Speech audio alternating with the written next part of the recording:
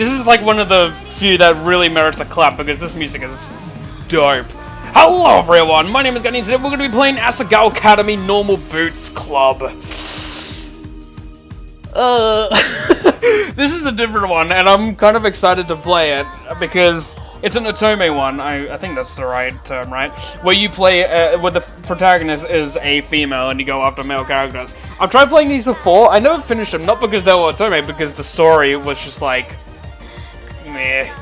So I just stopped. But anyway, this one seems interesting because you date YouTubers from the Normal Boots group of people. I know a fair few of them. I don't know all of them, but I know a fair few that makes me really want to play this, and I think it'll be hilarious to see how they do in an academy setting. Because the intro for this is ridiculous. Like, they're all showcased with these really cheesy romantic things, just like, take my hand and never let go. So I think this is gonna be, I think it's gonna be either really funny or cringy funny. We'll see how we go, but we are, I think we're this girl, but we'll see how we go. Let's play. Let's do it. Chapter 1.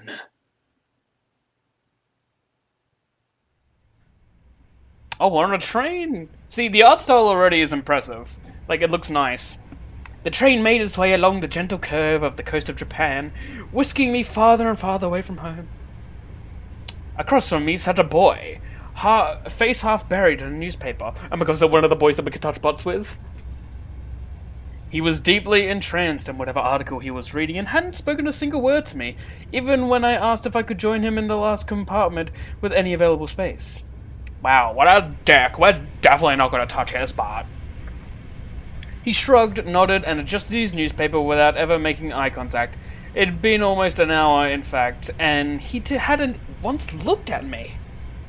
Devoid of conversation, I took instead to counting the buttons on the pretentiously lush carmine seat cushions. 1, 2, 3, 21, 22, this girl doesn't know how to count, and so forth, over and over. Now and again, what, you don't have a phone? Now and again I turned to look out the window, where the trees were blurring by. Sometimes the smeared green would break and reveal the quiet blue of the Sea of Japan. Eventually, this rapidity, yeah, my tongue just went stupid there, made my stomach churn, and I went back to counting the buttons on the seat cushions, because I'm lame. 1, 2, shabba-dabba-doo. Blues could see. I was trying to like make it the Blues Clues joke, but I couldn't remember. It's 1, 2, Blues could do if we can too. I think the train compartment shuddered around us. Oh god, it's Dementors. My eyes wandered to the boy in his jacket.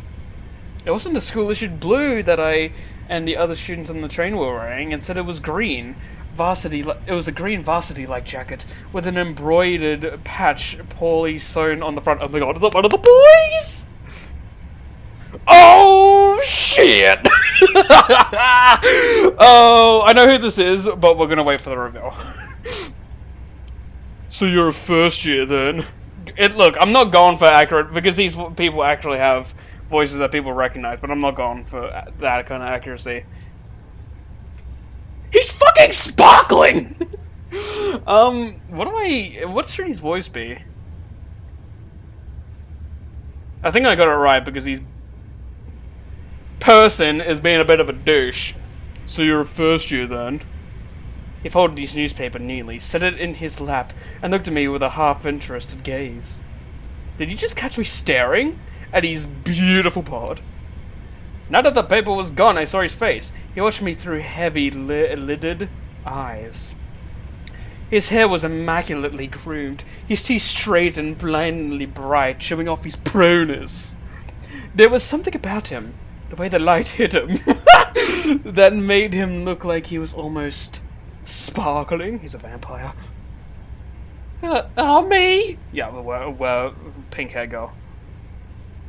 He glanced around the compartment, empty beside us, and laughed. No, I'm not a first year, I'm a third year.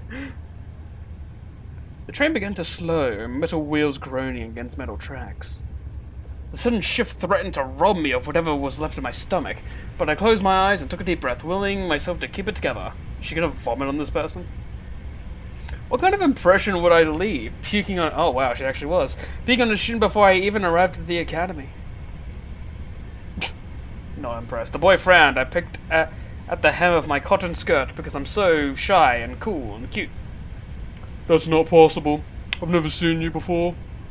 Bitch, get off my train. It took me a moment of mouth fishing. What? To find a response. It's because I'm a transfer student. He laughed again. A transfer student, huh? We don't get many of those. I removed my acceptance letter from the front pocket of my uniform. The paper, heavyweight, off-white, had immaculated creases from my reading and rereading, as if the words might have changed since the last time I read it. Wow, this really is Harry Potter.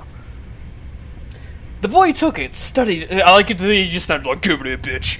Studied it, then handed it back to me. Well then, Hana, I suppose I'll be seeing you around. He smiled at me as he pointed to the suitcase lying next to him. By the time I hiccuped a response, he was already gone from the compartment. I stared out into the empty hallway of the train. It was then that I realized he, having gotten it from my acceptance letter, knew my name, and I never got his. What a fucking douchebag. Ooh, music. This is like Zelda music. The train settled at the station and I filed out with the rest of the uniformed students, except for those cool boys wearing their varsity jackets. It was early April, and the last frost of winter had come and gone. The trees were already green, their leaves shivering in the occasional gust weaving through them. The air was mild, only a few clouds hanging in the sky. I walked along the road with the swarm of blue-jacketed bodies. Oh, so I was like, boys! Looking at the little groups breaking off from the crowd. Everyone was buzzing so animatedly around me. I held my suitcase. Wait, can I scroll back? Yes, I can. Good feature. I held my suitcase tight in my sweaty hands. The palms sweaty. It was leather-bound and worth more than anything it contained. It made my knees heavy, or whatever the fuck America is. Palms are sweaty, knees weak, arms are heavy. Okay. It wasn't far to the school, and I was, for maybe the first time in my life, thankful that what I owned didn't amount to much. Oh. My school issued black Oxford clicked. What? My school issued black Oxfords clicked on. I assume Oxford's a sort of shoe. I thought they're talking about the school. I walked this walk over and over in my mind. So many nights I lay awake, imagining what it would be like to walk from the train station to Asagao Academy this first time. My new start. I always imagined that everything would change for me on this walk. That somehow, everything would be magically different. But as I looked around, I realized nothing had changed. I hadn't changed. Okay, I was worried there. We were on a black screen for a long time. Oh, it's saying pigeonations. By the time I reached the massive gate to the academy, I forgot all about the disappointment slouching in the back of my throat. The school, framed by the gate's twisting black metal, was just as beautiful as the glossy photos I saw in the pamphlets. This was it. Asagao Academy. I glanced around. The swarm of students gathered around the gate. Beyond it, tiny blue people wow, bounced around the academy's main building. A girl pressed a button to one side of the gate. The excitement in the air was almost palpable. A few moments later, the black gate just sounds so fantasy to me. With great effort, creaked outwards and cleared the pathway. Honestly, this is sounding more and more like Harry Potter as we go on. As the rest of the group shifted into motion, I followed along as sheep in the herd. My stomach tied itself into knots. The crowd split off in different directions. For a moment, I panicked. Oh, hi! A tired-looking man with greying hair called out for first years, a cluster of fresh-faced students gathering around him. tall boy. Hey, look at that girl! I turned a few feet away. A small group of boys were pointing at me and snickering. What the fuck? You got a problem with me with my pink hair, mate? Pink hair? Wow, they actually do. They actually. Okay. Pink hair? Are you kidding me? How desperate can you get? Hot shame crawled down my neck. Wait, is the sky inside of those windows? Like, maybe it's supposed to be a reflection, but that seems way too, like, clear. It looks like the sky lies within the building. I attached myself to a group of girls, following a few steps behind them. In the distance, cicadas hummed in time to my shoes, crunching against the gravel. My hair. It wasn't my fault that my hair looked like this. Because it's anime and this is my natural color. Luckily, I found myself at the girls' dormitory, a large sign on the lawn reading Primrose House. The building dwarfed me in size and sheer intimidation. How many students did Asagao have? Oh, hello, red hair. You are on the title page. As I approached the building, a red-headed girl lingering nearby caught my attention. I looked away, then looked back. She was staring at me. You right there, love? There's animation, I like that. Wait, yes there is. She walked over. You have one giant tooth. Okay. You must be my roommate! I eyed her warily, yeah. She was smiling and bouncing in a way that suggested her views on life were akin to a perpetual bouncy castle. Me? Of course you're silly, oh my god. Let me guess, room 325. I thought back to the paper I received a month prior with a list of all the supplies I needed for the year and my dorm arrangements. Yeah, that's right. She laughed, but I couldn't figure out what was so funny. Was it my pink hair? Was she laughing at me? Girl, have some confidence in yourself. You have pink hair. When I found out my roommate was a transfer student, I knew you were gonna be a total main character. Are we breaking the fourth wall here? I'm sorry, what? When I saw you outside the gate, I knew it was you. I mean, look at that hair. What the Leave my hair alone, people! God, I can't help that my mother was a pony and my father was the Pink Panther, alright? Come on! Come on! I felt a lump forming in my throat, and I puked it out. What was she talking about?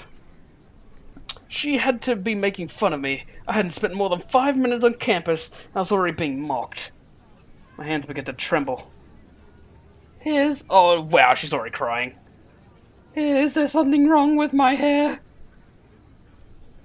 She's thinking about it. Her face slackened from its amused smile to a more worried expression. Then she began to laugh again. The bitch. Ooh. Okay. No, it's great. I'm sorry. We're getting off on the wrong foot, aren't we? I'm Mai Sasaki. You must be Hana. Why does everyone know my name? I bowed my head. It's nice to meet you, Mai. All your school books are waiting in our room with your welcome letter, and I read the envelope. Again, Harry Potter. I hope you're not mad. I started walking towards the dorm's front doors. I followed behind like a lost poopy.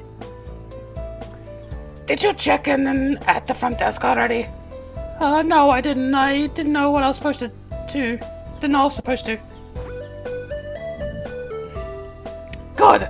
They'll offer to have a staff member give you a tour of the campus, but I can show you around. We don't get many transfer students in year 3, you know. Oh, is that your only bag? Just the one? I'm glad I brought an extra bag of stuff to decorate our room with. I started already, I hope you don't mind.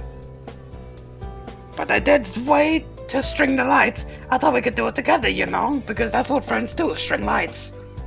She spoke quickly. Oh, the words bubbling from her mouth, and left me no time to answer until the end of her monologue. Oh yeah, okay, that sounds good. She held the front door open for me, and I hurried inside, like a lost poopy. Wow, Pink, you for real? Girls filed up and down the hallway, hailing greetings and exchanging vague necessities that were, more often than not, how much a brag, and look at how tan I got, oh my god, Becky, fuck.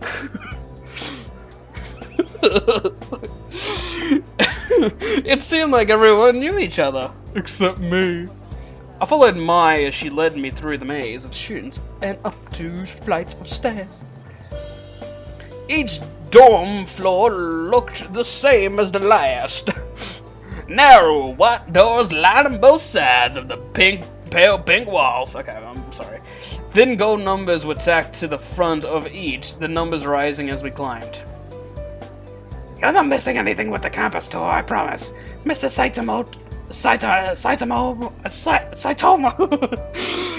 does them every year, and he's, like, totally dull. He just drags you around the entire campus and talks in that weird squeaky voice of his. What a bitch. Must have been the old guy. I'll tell you everything you need to know. I smiled, trying to let this calm my nerves. Oh, thanks. We headed down a hallway on the 3rd floor. Mai stopped us in front of a door numbered 325. Here we are! What the fuck, dude? My eyes were immediately drawn to that poster in the middle, like the leftmost one. It looks like Mel Gibson in his underwear holding a teddy bear. Oh, and look at this edgelord shit. Tortured souls? The only my guitar understands... Wait, what? That doesn't make sense. The only my guitar understands me world tour. Oh, the... Start quotation marks. Only my guitar understands me. End quotation marks. World tour. So they really are the edgelords of edgelord. Holy shit. This is full-on girl mode. Like, I don't usually tag things. I don't like, oh, this is so girl. This is such a girl thing, but, like, for real. This is... If you were to open up the dictionary and look at a definition, you might see this picture. Might. We'll see how we go. Also, they have a Mac. Fuck off! A faint smell of potpourri. Potpourri, probably? Wafted through the room. The walls, like the hallway, were a soft, powdery pink. Mai were ready to face them with a tapestry of posters, magazine cutouts, and photographs. Some of the photos were of cats. I'm okay with that. But most were of male models and rugged musicians, such as the Tortured Souls with their The Only My Guitar Understands Me World Tour coming this January. Wait, it's April. Coming this September. Bunk bed, 2 writing desks with wooden chairs, a small dresser, and a mirrored vanity. All clearly provided by the school, were the only pieces of furniture in the tiny room. The top bunk was already covered in neatly tucked blankets and thrown pillows clashing patterns and colors. So she's gonna give me the bottom bunk. Nice, she's such a good friend. The bottom bunk had a single, stiff-looking pillow and a thin cotton blanket that I didn't need to touch to know was horribly itchy. I must have grimaced because Mai quickly smiled at me. I brought way too many pillows and blankets. I always overpack. I went to Italy over break and Mom got really mad at me because I brought 5 bags, but we were only there for a week. Fucking Mom. She laughed, pulled several blankets and pillows from her bunk, and rearranged them neatly on mine. A sudden twinge of guilt and embarrassment hit me in the face. There, that's much better. Oh, thanks, Mai. I placed my suitcase on the bottom bunk and began to unpack its contents. Several changes of clothing, pens and pencils, empty notebooks, a few photographs of my father. Oh, that's gonna come into play later, definitely. A dilapidated stuffed rabbit, an old portable radio. Oh. And a small black box that contained the souls of the damned. Mai opened the curtains and the sunlight poured in. So, Where are you from? I slid the now empty suitcase under the bottom bunk. About 2 hours north of here. It's a small town called Amaririsu.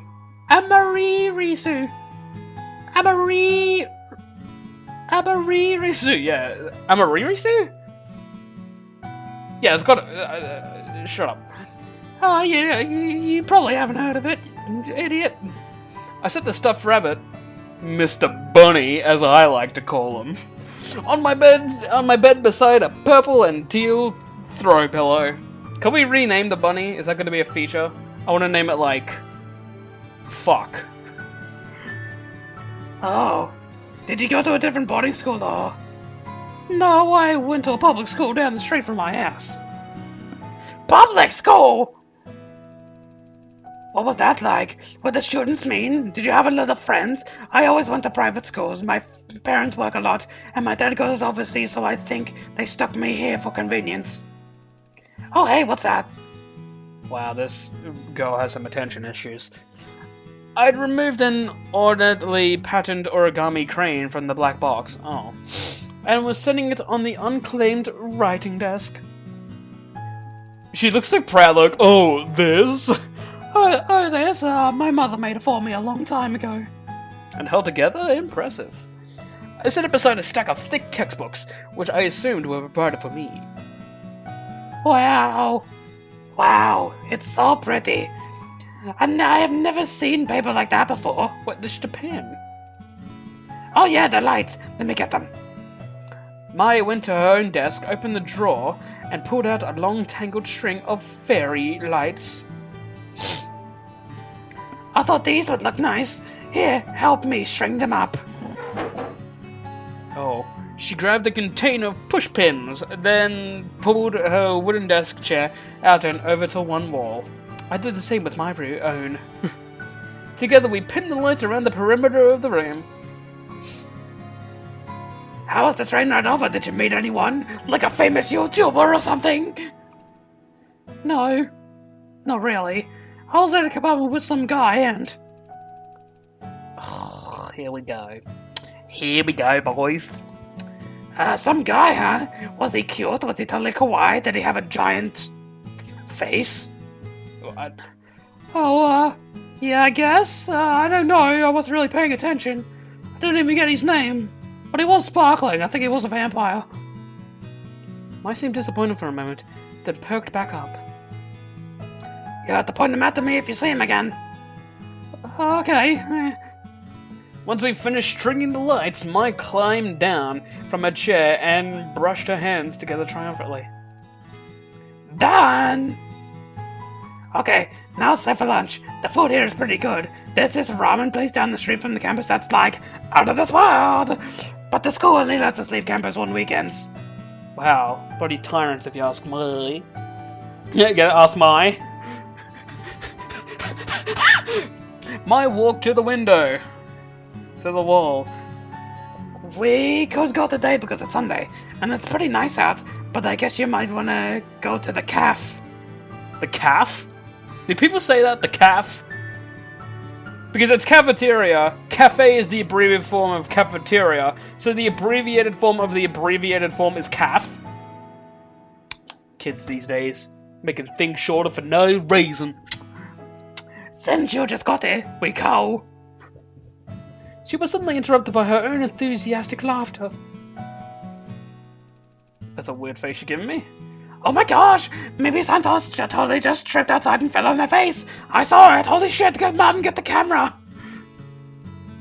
Oh, was that mean to laugh? Maybe I shouldn't have. Oh well, anyways, let's go eat! I'm totally starved! Wow, this girl's a bitch! She led me out of the room before I even had the chance to respond.